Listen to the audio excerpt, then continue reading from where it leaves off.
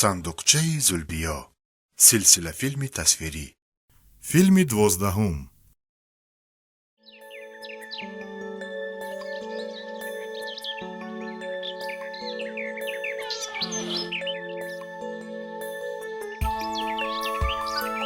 چی صبحی با صفا. خواب آلود شده ای وفادار. صبحیدن خوابیدن درست نیست. خبر داری؟ بهار اومد. کی اومد؟ بهار. حاضر وی را سر بکنم چنان ترسانم که واه، طبیعت چقدر زیبا شده است. بهار آمد، بهار آمد، بهاری لاله‌زار آمد. بهار می آمده است. از افتش مهمانی خیلی عزیز است. پشواز میگیرم. салом офтоб. субҳ бахайр вафодор. صبح بخیر. ту дар он ҷо чӣ кор мекунӣ? ягон гурба дидӣ? تو خوابیدن گیر. اما من مهمانی اولی قدر را پشواز میگیرم. مادرت گفتن در راه بوده است. кӣ будааст меҳмони оли қадр? بهار. баҳор? баҳор меояд? эҳей! ман баҳорро пазмон шудам. ман баҳорро дӯст медорам. манижа, баҳор меояд. баҳори лолазор меояд. зуд ба хонаи мо биё. баҳор аз ин роҳ намеояд вафодор. از کدام راه می آید؟ از این طرف.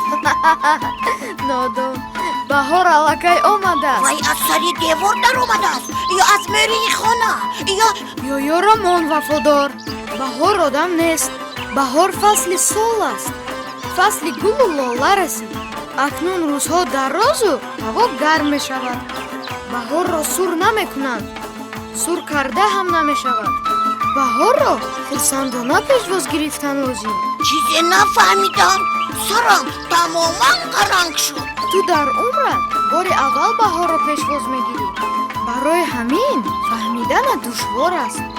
лекин ҳайрон нашав вафодор. ана ба атроф нигоҳ кун. дар ҳама ҷо баҳор дида мешавад.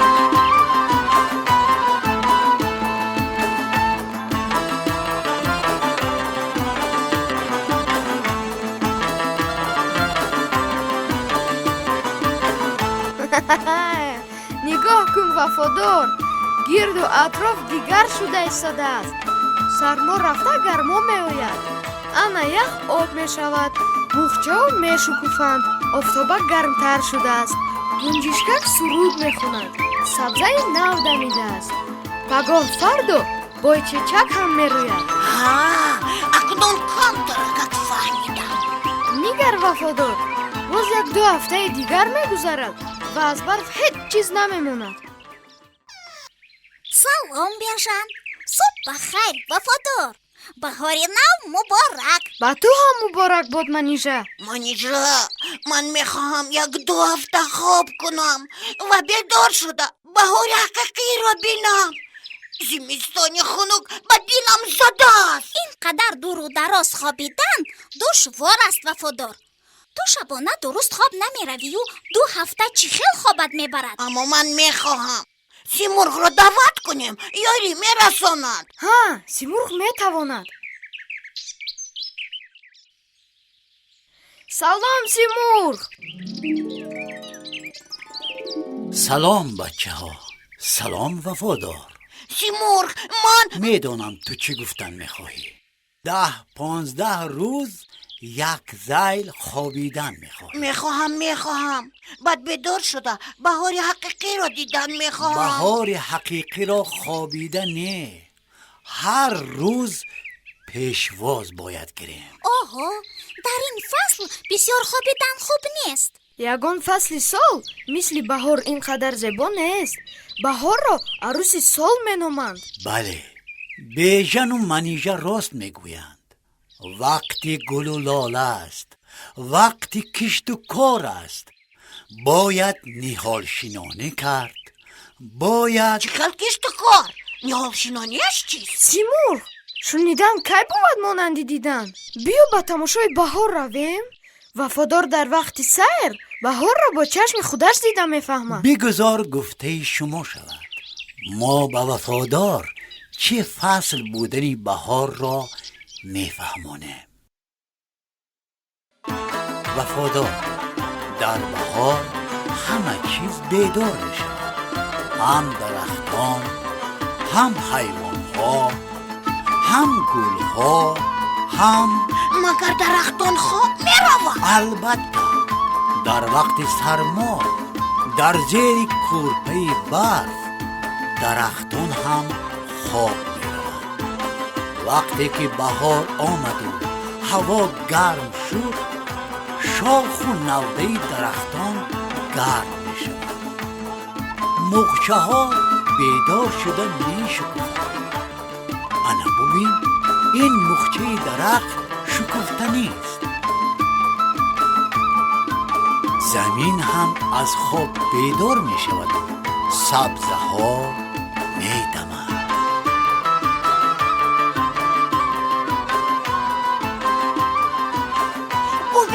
ببینید زمین سبز خرم شد. برای همین رنگ بهار سبز است.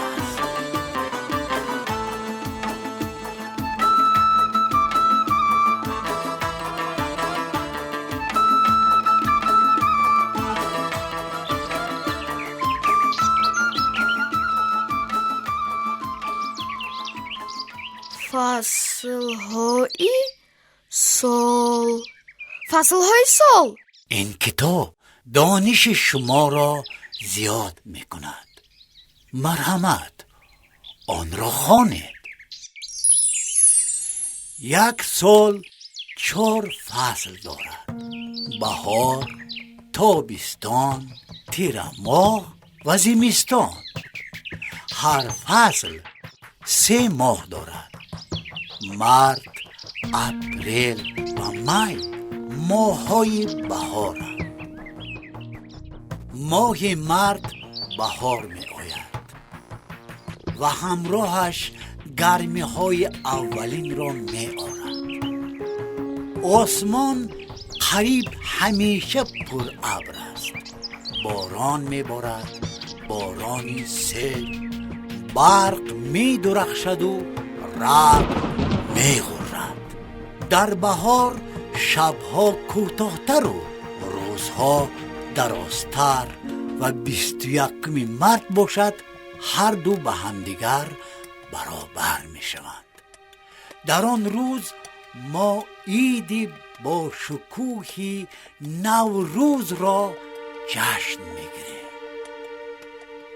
در ماه اپریل هوا باز هم گرمتر می شود.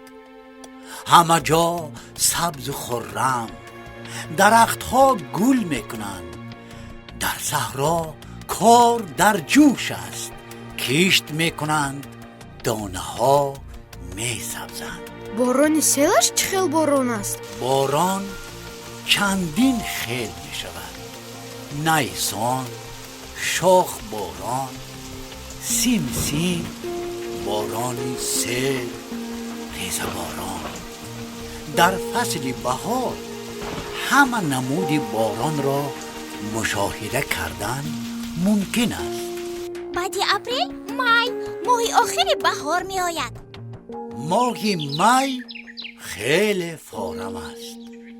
صوت و صدای پرندگان خوشخوان از هر طرف به گوش می رسد. در این ماه پرنده ها لانه می سازند و تخم می گذارند. در مرغزار شپرک ها پرواز می کنند. زنبوران عسل می گذارند. انا چگونه فصل پربرکت بوده است بهار. اکنون من درباره بهار بسیار چیز میدانم. من هم بسیار دانستم. بهار 3 ماه دارد: مارس، اپریل، می. وقتی بهار می آید تمام طبیعت بیدار شده رنگ دیگر می گیرد. انا این را پیشواز گرفتنی بهار می گویند. همه چیز را با چشم خود دیده، تماشا کرده، لذت برده. 3 سیمرغ بشم بیایید با باغ رفتنی حال میشینانیم. اینش باز بهتر می شود بچه ها. خوب فکر کرده یافتی منیژه. آفرین به تو. اکنون بچه ها من با شما خیر و خوش می کنم. آخر مرا در دیگر جای نیز بچه ها انتظارم.